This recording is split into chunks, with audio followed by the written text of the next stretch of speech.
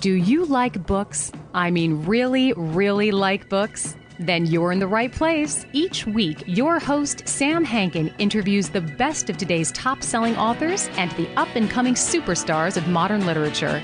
This is The Avid Reader. Here is your host, Sam Hankin. Hi, everyone. Welcome to another edition of The Avid Reader, brought to you by Wellington Square Bookshop. Our guest today is Barbara Rosenwein. Her book is Winter Dreams, A Historical Guide to Old Age, published by Reaction, one of my favorite presses, and released earlier this month. Barbara is Professor Emerita of History at Loyola University in Chicago and a distinguished scholar of emotions and medieval culture. She's the author of numerous influential books, including, well, many of them about the Middle Age and also emotions. More recently, What is the History of Emotions? The Middle Ages and 50 Objects, Anger, The Conflicted History of an Emotion, and Love, A History in 5 Fantasies. So Winter Dreams, which is also coincidentally the title of a lovely short story by F. Scott Fitzgerald that I like, is a story of the days we number if we were a clock, maybe starting at 11 p.m., a bottle of wine, one last pour. How is that time measured in the ancient world as we ponder it in modern times? We all know the cliches: age is just a number, you're only as old as you feel, I'm still above ground, as my subcontractors say. And my old curmudgeon landlord, Mr. Smizer, advised me when I told him one morning, "It's a beautiful day, isn't it?" And he replied, "Every day is beautiful," in his gruff and condescending voice. My mother and I joked about pushing up the daisies and kicking the bucket. And as Marcus said, death smiles at us all, and all a man can do is smile back. My mom, who died at 96 and was eating a large salad, a bowl of chili, and a glass of orange juice with 14 sugar packets 3 hours before she died in the nursing home, and whose lips were swabbed with a sponge of hot chocolate, not water, died laughing at death, keeping the Grim Reaper, as we both thought, at the door, unable to enter and full of anger. Tolstoy said that old age is the most unexpected of all things that can happen to a man. Well, it does, and for all of us. And Barbara gives us a primer not only of attitudes and aspects of old age in our current times, but compares and elucidates, this is within her own bailiwick, how the ancients from the Greek to the Chinese considered old age and portrayed us, Barbara and I, in plays, in relationships, and in attitude. So welcome, Barbara, and thanks so much for joining us today. Thank you for having me. So as a bookseller, I'm obviously interested in covers and titles, as are all of my customers, because they judge the books by their covers. Tell me a little bit about the cover, where it came from, because it's a kind of obscure painting, and then the title and the subtitle. Well, the painting is by an obscure Italian painter whose work is not particularly wonderful, except for this, Antonio Ciccione. But I love that cover because it is very ambiguous. It shows an elderly man looking with a certain amount of puzzlement at a younger man who is viewing with a relatively sorrowful and contemplative look on his face. He was viewing falling leaves. It's going to happen to him. And maybe the old man is saying, yeah, that's what you have to look for. But I also like to think of it as two versions of the same person. The young man who's looking to what is going to happen to him with a certain amount of fear and a certain amount of uncertainty. And then the older man, who knows what's going to happen because it's happened. Yeah, he's been through it. And so you really see here a wonderful picture of the life stages, you might say, from the prime of life, which usually is shown, for example, in medieval depictions of the ages of man, the prime of life is shown at the top as though it's great. But here you see that the young man is not so sure it's great because he doesn't know what's going to happen. And he anticipates he will fall down that rotulus, that the wheel of fortune that goes around, and come down to the bottom where he will die. Why winter dreams is because winter is seen as a dead period. The leaves fall, the trees become bare, snow covers the ground. It looks barren, as if nothing is happening in nature. And yet, the truth is that within the tree, the sap is still running, the buds are beginning to form, the ground cover is beginning to poke up under the snow. And what I wanted to emphasize in this book is that old people are not lifeless. There is a lot of sap going on. That sap, that growth may not be what people in the prime of life would like to see, but it is very real, and it should be appreciated, just as the growth under the snow should be appreciated. Old age is the final challenge of life, but it is life. Shakespeare had this Ages of Man speech where he says basically that old age has teeth, has eyes, has taste, has everything. But it isn't, says everything. It's got plenty going on for it. It's hard for younger people to appreciate that. Certainly until I wrote this book, I didn't appreciate that. I didn't appreciate any of the fantasies of dementia that my mother came up with in her final years.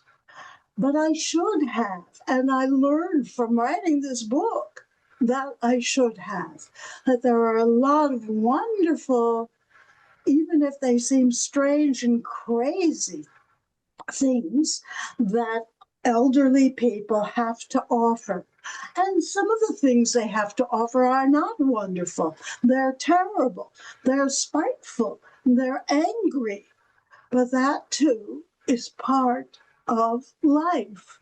And it's definitely part of the experience of the elderly. What my book tries to do is explore the different kinds of feelings that the elderly have and feel about themselves, and their dreams about the future, what's going to happen to them, whether after death or as they die. And then the feelings of people toward the elderly and how those things interact. Because if you have, as I find, a situation in which people disregard the elderly, don't think they're worthwhile, don't have a sense of obligation toward them, think that they're used up, wrapped up, then the elderly start to get that idea about themselves too. Or, as the elderly assert themselves, as we see in some TV programs which try to show old people having a lot of fun, golden girls, that sort of thing. Then the outside world begins to change its point of view. So there's an interaction of feelings outside the old, within the old. And I wanted to play with that. So in your book, and in the introduction or prologue, if you will, you kind of, no pun intended, bookend two different types of old age and how they're perceived. And they happen to be two people that were very close to you. Maybe if you describe that, that will give an idea in today's world of the way two different people approach old age in different ways. Yes, actually, I talk about three people, which I think would be even better to mention. The first was my grandmother. At age 60, she thought of herself as old. She was old. Her hair was white. She wore it in a permanent. She went to the beauty parlor. She had her. She went she stopped work. She went to Florida. She got a tan. But she told me, when you're old, you stop work and you can enjoy yourself. But she never was old in the sense of being demented or having Alzheimer's or being in bad health or not knowing what was going on around her or being angry. She was very lonely, but she wasn't angry. So that's one model of old age, a person who thinks of herself as old, whereas the rest of society need not think so. Then there was my mother-in-law, who at 80 years old dyed her hair red, went swimming, skinny swimming, and in her pool every day. She went out with her girlfriends. She had been widowed, but she had all her good instincts about how to have fun remained with her. She did not consider herself old. As a matter of fact, because she was an artist, she went to a old people's home and she did art classes with them. And when she came back, she said, well, I've taught some old people who were probably 10 years old, younger than she. She did not consider herself old. And then was my mother, who didn't want to consider herself old, who fought like crazy to be a woman independent, but in fact, who was not able to take care of herself and who refused to recognize it until she fell down, she broke a hip, she had to go into an assisted living program. And there she soon adjusted and she found herself quite happy, especially in her art therapy classes. And she allowed herself her own winter dreams, which I never could stand because they were so crazy. How could this woman say, oh, I'm in love and there's a man and he's going to meet me? But I should have said, great.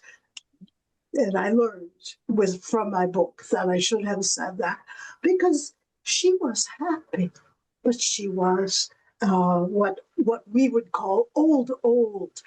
And she was not even as old as my mother-in-law.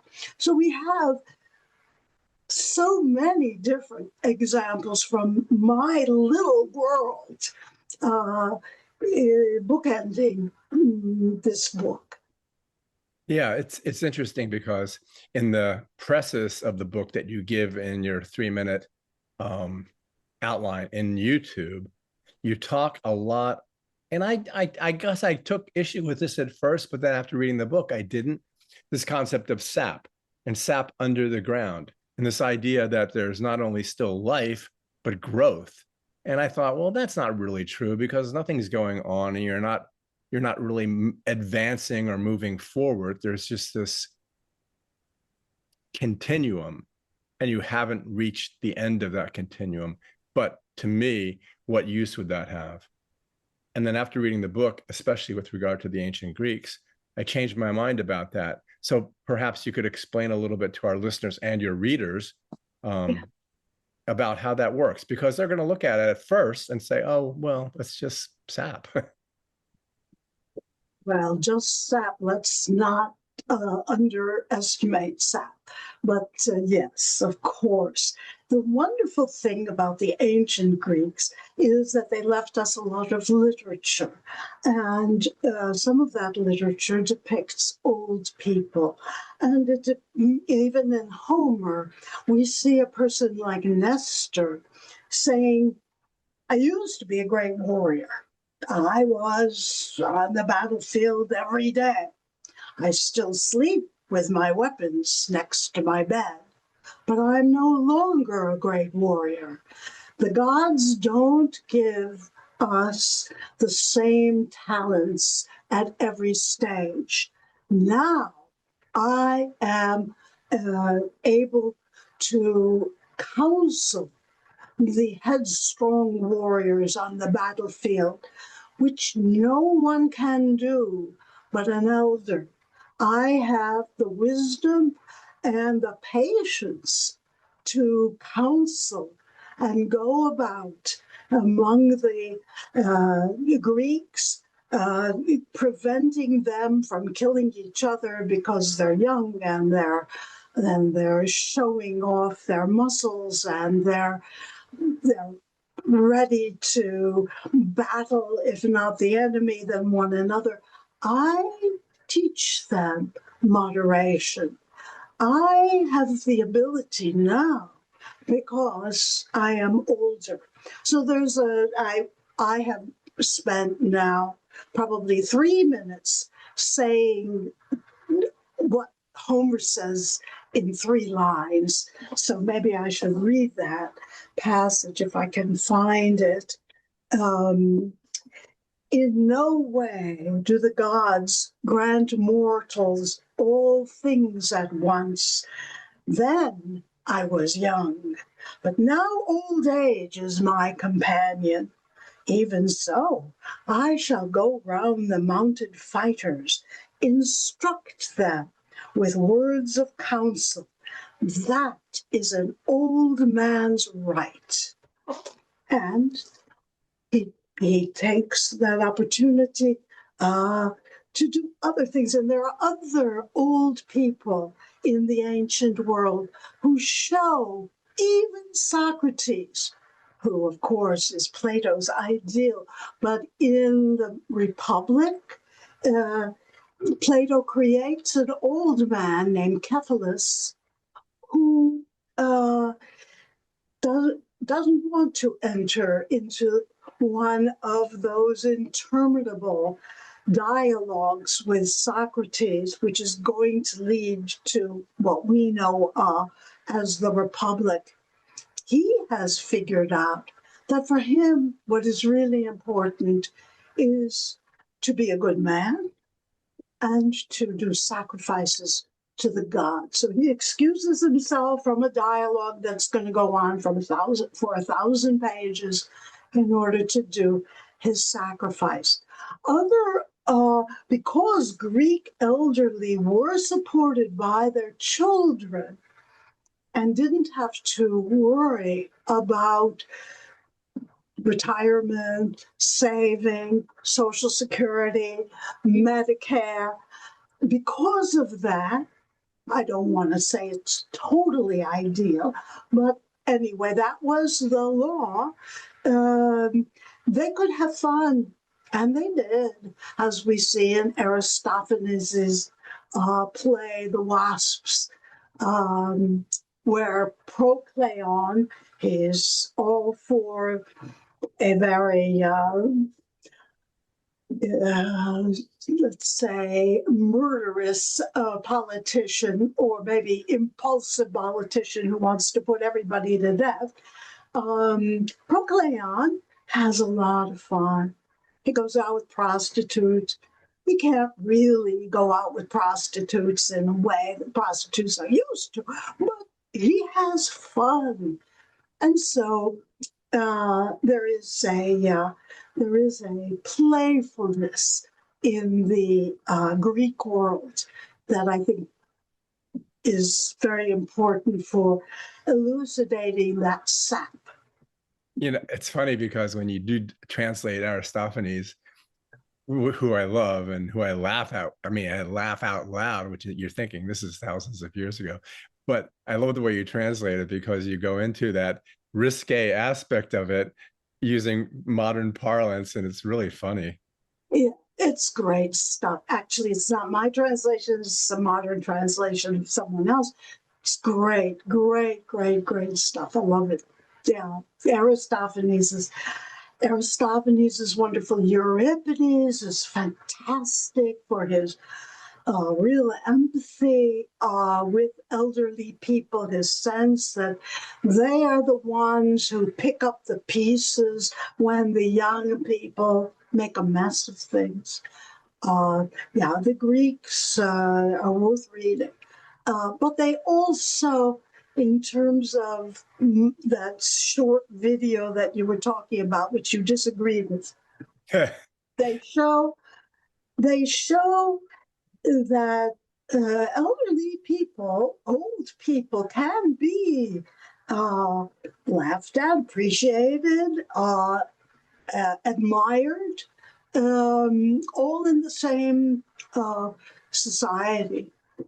Well, if someone's reading this and starts to look at it as, wait, what is she talking about the Greeks for? I thought this book was about how things are happening in today's world and how you have that one picture of the woman getting Botox. The illustrations are great, by the way. But so they're going to read it and say, well, what does this have to do with the current times? So explain why those attitudes, not only in Greece, but in China, with regard to reverence for elders, how that translates to something that someone today can take, not necessarily solace in, but can take lessons from.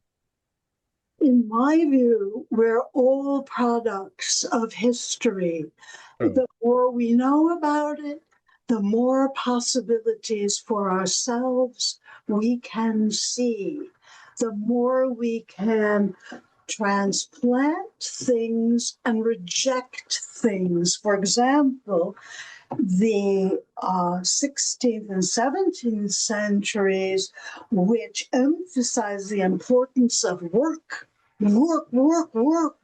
till you drop, that is extremely important for today's social security, which is in fact based on workers and employers who put money into an account, which then translates into some kind of a stipend when people can no longer work. But the emphasis on work need not exist. Who knew? It happens to be true in ancient China. It happens to be true in ancient Greece.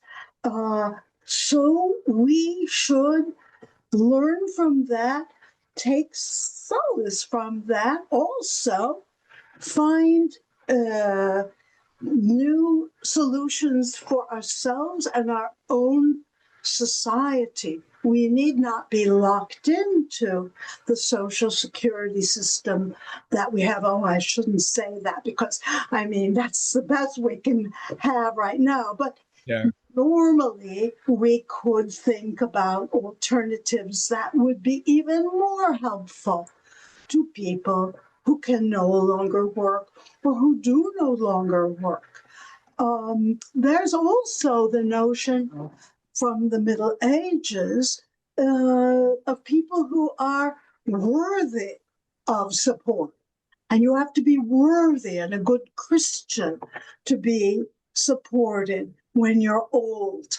And there is still a great deal of that sort of feeling today. Old people who are not somehow valuable because they can pay for their own way, or because they have particular talents and skills and are remembered for those. These people are accorded much more sympathy and respect than people who are untalented, normal, stupid people who still have the claim on being human. You know, I like the way, and you have said it several times in this last answer, is like the way you call us old, you and me old, as opposed to elderly or senior citizens. It's just, okay, it's a nice, simple definition of what we are. And it doesn't take anything away from our lives. It's just, we are old. And it's interesting too, because that concept of age changes. I remember when I was a kid, and I thought, I'm looking forward to the year 2000 because I love science fiction so much. And I thought, but what would be the point of me being alive in 2000? I'll be 48 years old. There's no point to it.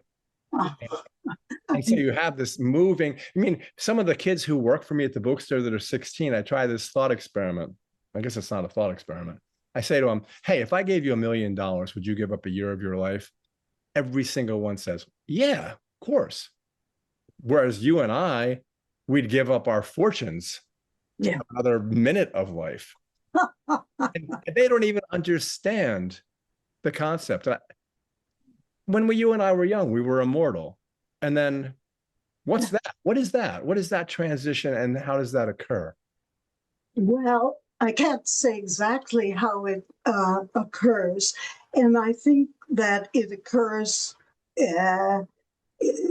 it doesn't occur in every situation, in every society. I think, for example, the idea of being immortal when you're young, for someone like St. Augustine, was a truism if you have the true belief, and if God takes your life away, then you will earn immortality, assuming that you're a good Christian and that you've done condign penance and so on. The attitude that you are mentioning is really a non-religious attitude. If I take away a year of your life, none of your young employees said, well, wait a minute, that's only God can do that.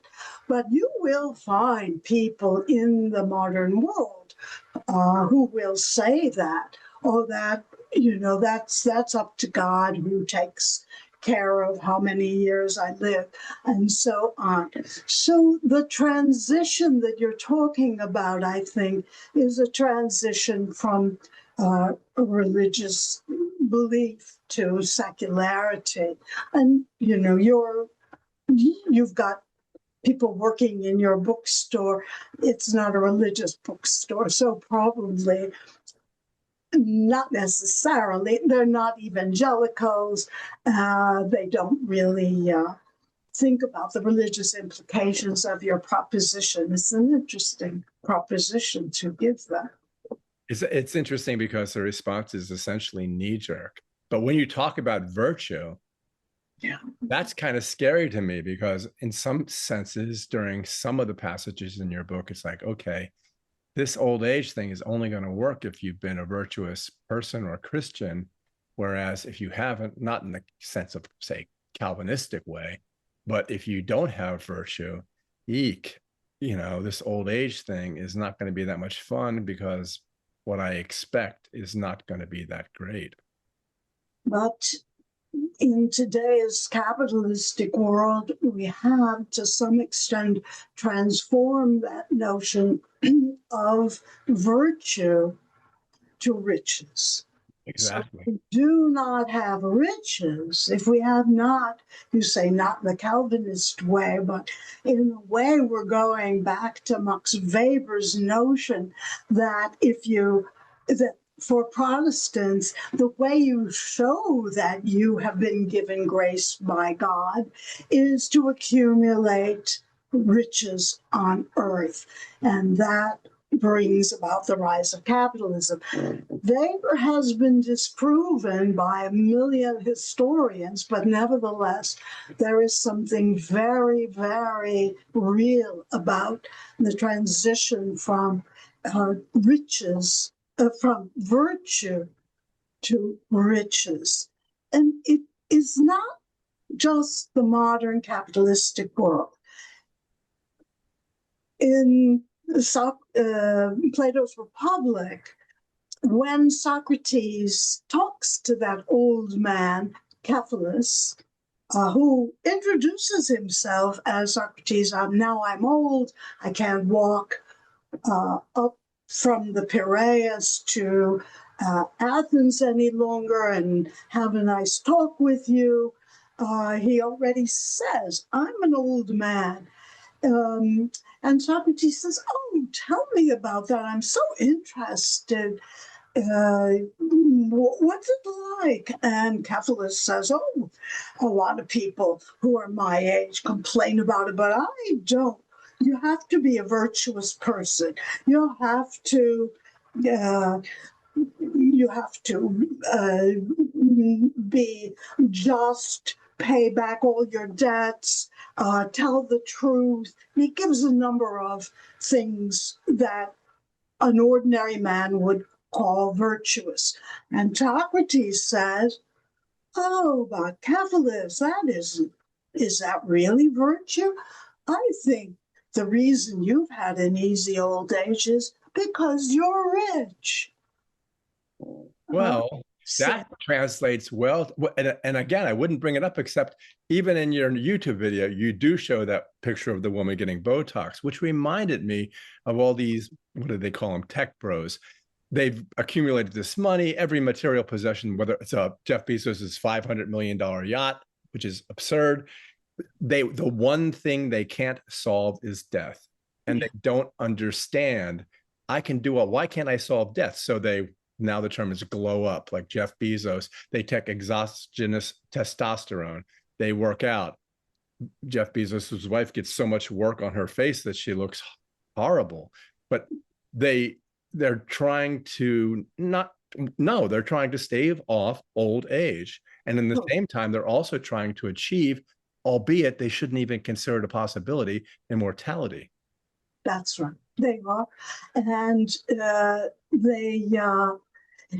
for the Greeks, are going about it all in all the wrong way. They should be pursuing virtue. But the idea of virtue has just simply become believing in a God who will be good to me if I pray and I love, whatever love means in that context. Yeah, well, virtue is kind of not really a good analogy. A movable feast. The concept of being virtuous, that definition changes through time, doesn't it? Absolutely, absolutely. Which is it would be another good book for me to write, but sure, yes.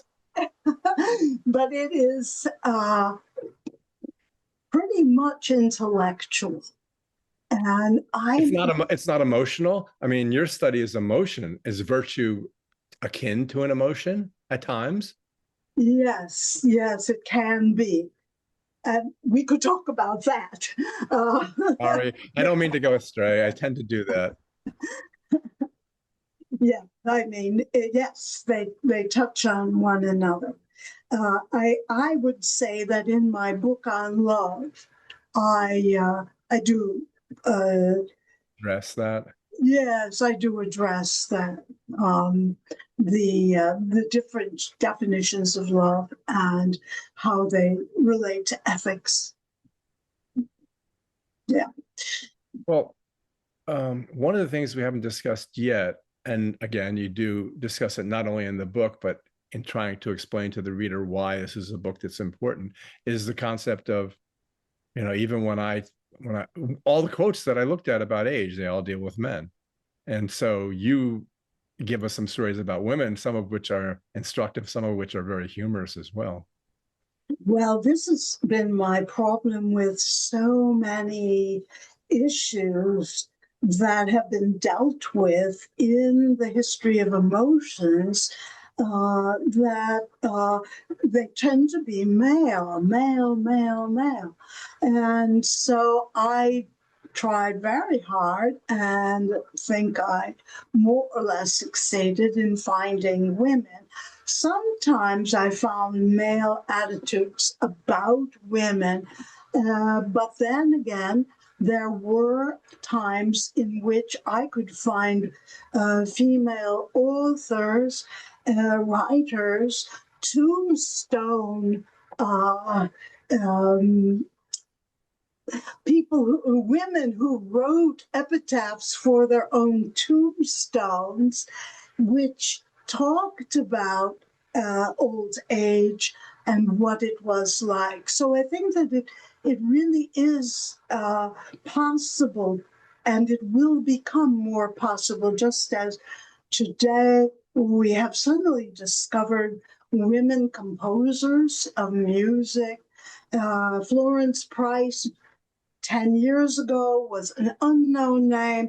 Now her compositions are played.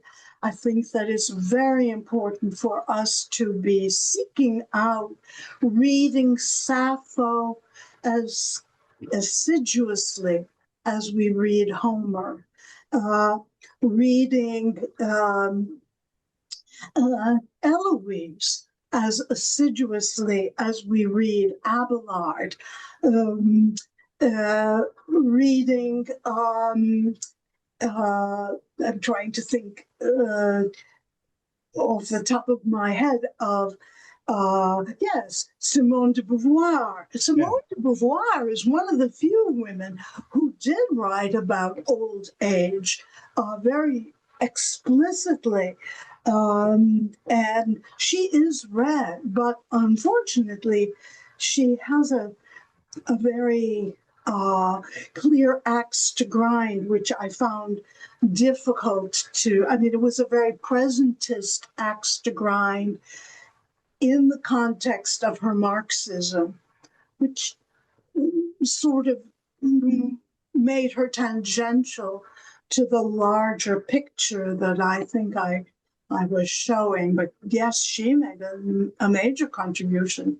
I kept thinking as I was reading, because notwithstanding what you said, most people know Sappho, whereas the other women are much more obscure. So I kept thinking, thank goodness for her. Yeah, because thank goodness for her.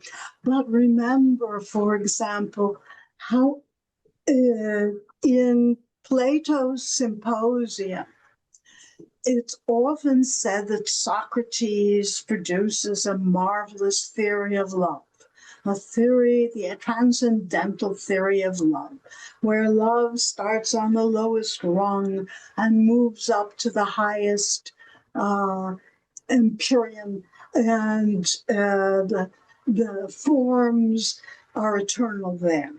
But it isn't Socrates, it's a woman. He attributes this idea to the woman Diotima. And I think it is very important to take that seriously. That Plato, via his creation, Socrates,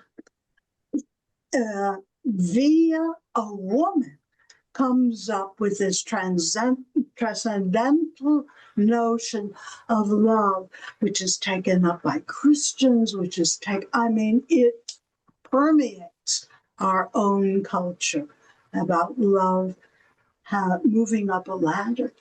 If you look at those women, especially some of the devious ones who play jokes on the men who believe that they're far superior, and know that they've been duped, let's bring that to you, because you talk a little bit about young, old, and old, and you give examples of it in the beginning of the book.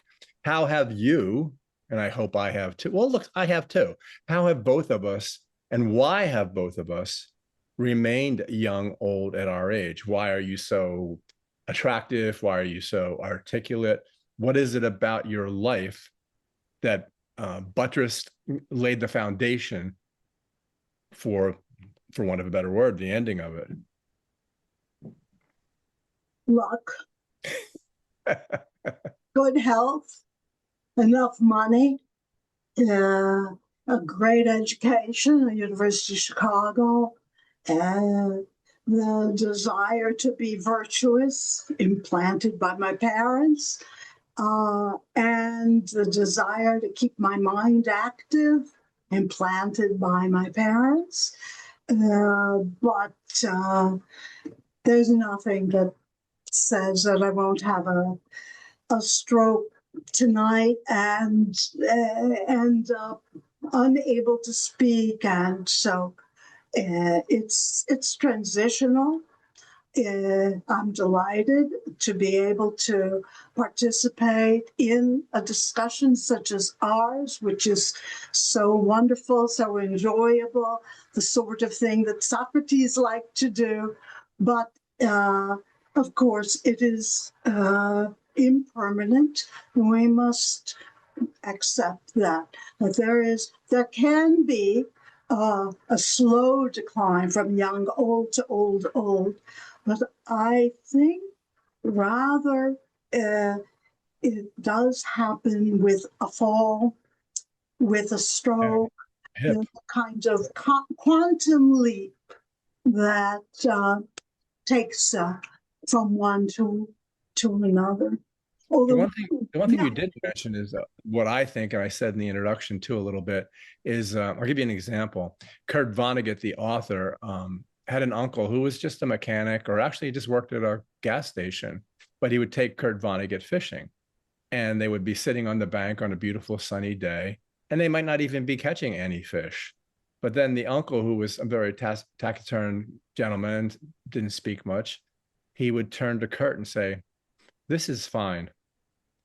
And there's something about that if you are able, I'm no Buddhist, but if you're able, as I said, looking out my window, seeing the trees and just saying, there they are, this is enough, this is the world, it's beautiful, and this is the moment. There's no anxiety, there's no regret, there's no guilt, there's no worry, there's not the anticipation that I may have a stroke tonight. It's simply, this is just fine.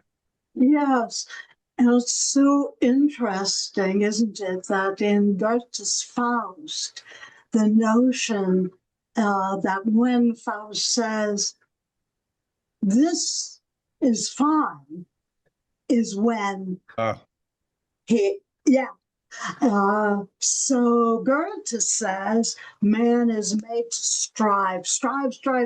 The minute he says, but you see, Goethe is part of this notion that men are made to work, that they are machines, tick tock, tick tock, tick tock, and then they stop, like the grandfather clock in the song.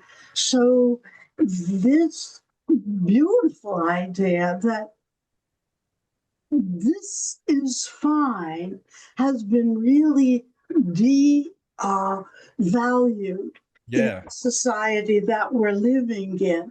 And I attribute that to the tradition of constant labor that became the ideal in the 17th century. And I think that Jeff Bezos, he doesn't know it, but he's buying into that very idea. Oh, I have to keep working. I have to work out. My wife has to put in Botox. We have to do, act. And we will never die. Okay. I won't stick around to find out, but I'll bet. The thing about it is, I have a car, that's a 2002 car. It runs better than any vehicle I ever had. I'm 73. Would I drive a 73-year-old car? No. But this idea of coveting, I was in New York and I looked in a showroom and there was this beautiful Ferrari. It was a matte black car. It was $247,000. And I said, wow, that would be a nice car to have. And then I thought, well, no, why would I want it? What would I do with it? It would just be a worry. It would just be a weight around my neck. And I think this concept of coveting takes away from the ability to grow into old age in either a graceful, logical, emotionally stable manner. This is very possible, but of course, coveting is a very old-fashioned sin, and I don't know that we'll get rid of it, but my book is meant to give us a perspective on material neediness, for example, that we see in the 17th century. With the Industrious Revolution, we all have to have beautiful faience ware in which to pour our tea at tea time. We need tea.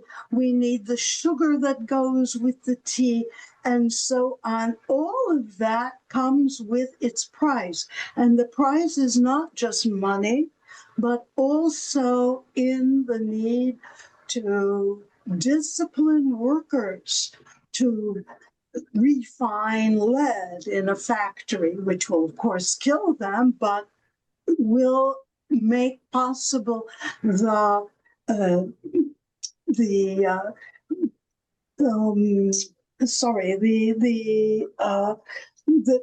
what is, I've forgotten the word, but anyway, which will make possible the beautiful ceramics that we covet. So there is a price to pay in terms of the air pollution, the lead pipes. There are lots of prices to pay for that Ferrari. But yeah, and today the most common example you can give is AI.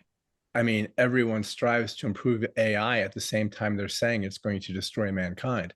Yeah. You set that aside for the moment and think of the profit. Yeah. And they also feel like, okay, I'm doing this incredible thing. Oh, by the way, it will destroy us.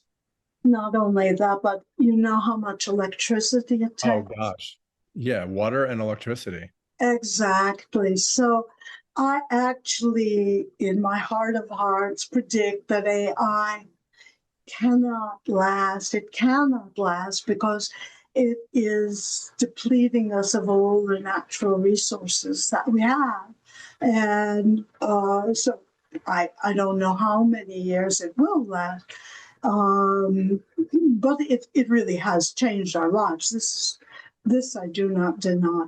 And I haven't really thought about what it means for old age, except that I think that it cannot be anything good, because AI cannot present us with a new wisdom. It can only present us with the wisdom it's been fed. One of the things that you touch upon, but it isn't a substantial part of the book, is death itself, because that's the next thing that's going to happen to us. And it reminds me, and you do discuss this to a great extent, is Socrates and him. I can see the picture of the wooden bowl and the hemlock, but his disciples and the children, young people around him they're scared, they're appalled, they feel so sorry for him. And he's just, saying, this is, no big deal. It's a transition. It's not going to be a problem for me. It isn't a problem for me. That's right. Yeah, that's right. Well, Socrates is, of course,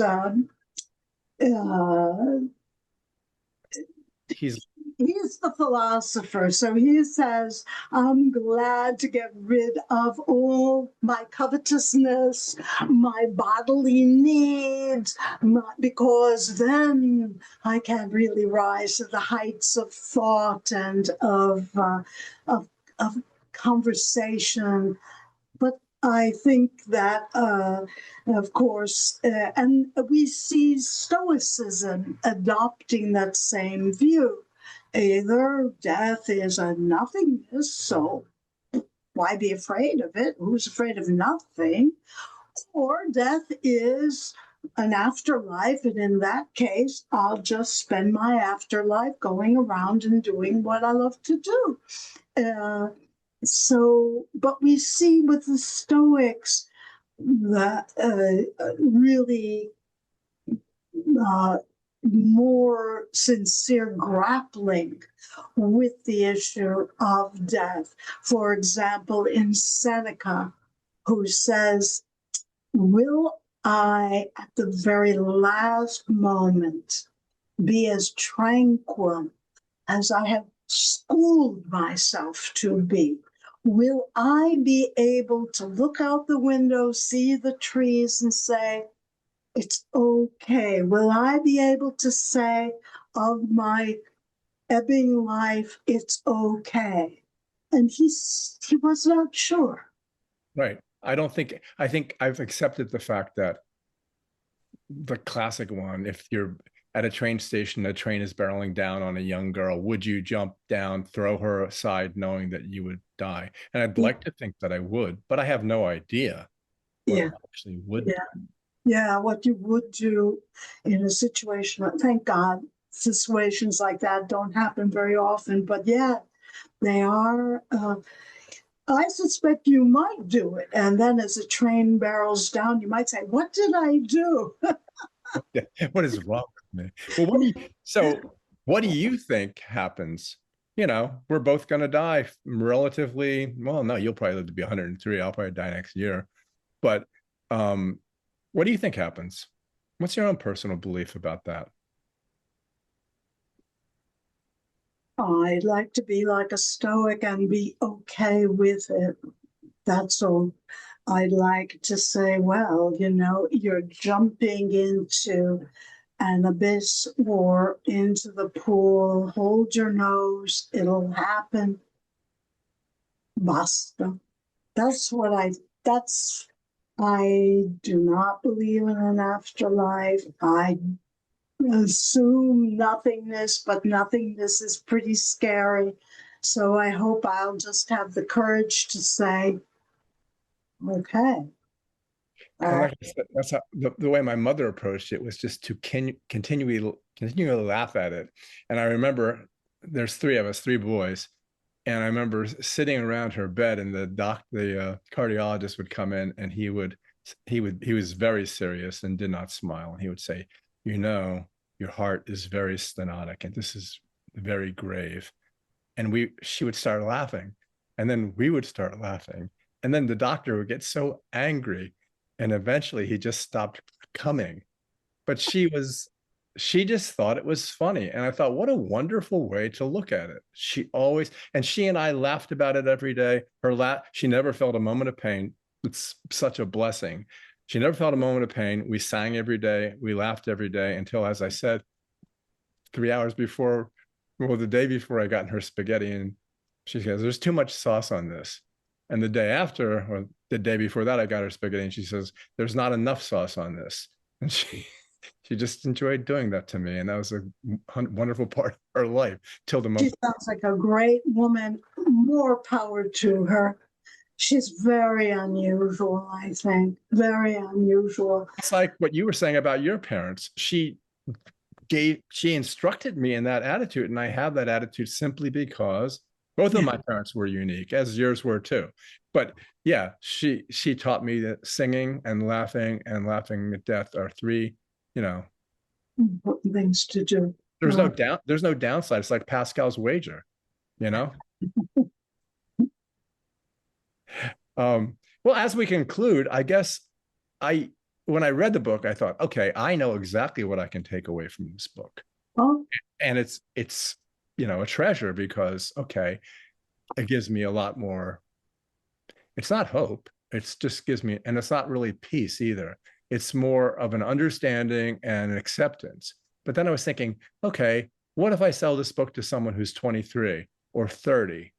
What do you want them to take away from it? The idea that their attitude toward the elderly people they meet matters. And when they see or talk to, and they will in the course of their lives, they will have grandparents. They will see their parents getting old. They will see people on the street hobbling or using a walker. And how are they going to feel about that? Nothing at all. Will they feel disdain? Will they feel, oh my goodness, so how did that person allow himself to get to the point of needing a walker? Or will they say, okay, that is a way to adapt to a difficult situation. I like it. Just as when you see a baby who is struggling to sit up, you don't say, ha ha, he can't sit up, or give it. No, because the baby will sit up. You know that this is part of a process. Have that attitude. It's like the Oracle of Delphi: 4 legs, 2 legs, 3 legs. One leg. That's right. And it's okay. Yeah, it's what was I going to say? What young people would take away from it. I've forgotten what I was going to say, but there was one story I wanted to mention was there's a story called The Hellbound Train, and it's about the devil, like Faust, making a deal with a gentleman and he says, look, I will take your soul, but I will take it at the moment you are happiest. You just have to tell me the moment that you are happy. Oh yeah, that's the Faust legend. Yeah. And each time he feels he's happy, he goes, but maybe I could be a little happier sometime later in my life. And he keeps doing it until he dies and the devil is gleeful. But then he gets on the hellbound train, and kind of like in your stories, the hellbound train is full of prostitutes, gamblers, and crooks. And he goes, wow, this is great. And the devil is thwarted because he's going to stay on the hellbound train. Oh, wow. That's the Don Juan in hell business. Wonderful. Right. Beautiful. That's a beautiful story. Let me just give you one more thing that you can tell young people. They pick it up and they say, but why I don't need this.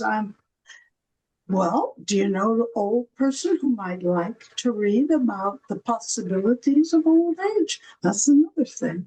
That's a great conclusion. And that gives me what I can tell the young people who are selling your book as a way to make you money. Oh, thank you. It'll be the first time in my life, but okay. It'll be wonderful. Well, that's good because it's not about covetousness. No, and I promise I will not get Botox as a result of having the... You don't need it. You look incredible. Oh, thank you so much. Well, in any event, I really enjoyed talking about it. I really enjoyed the book. And like I said, as a bookseller, it's a pleasure because there's nothing better than putting a book in the window or on the front table and being able to be proud of it. Thank you so much. I really enjoyed this. Hopefully we can talk again. Good. Bye. Okay, bye-bye.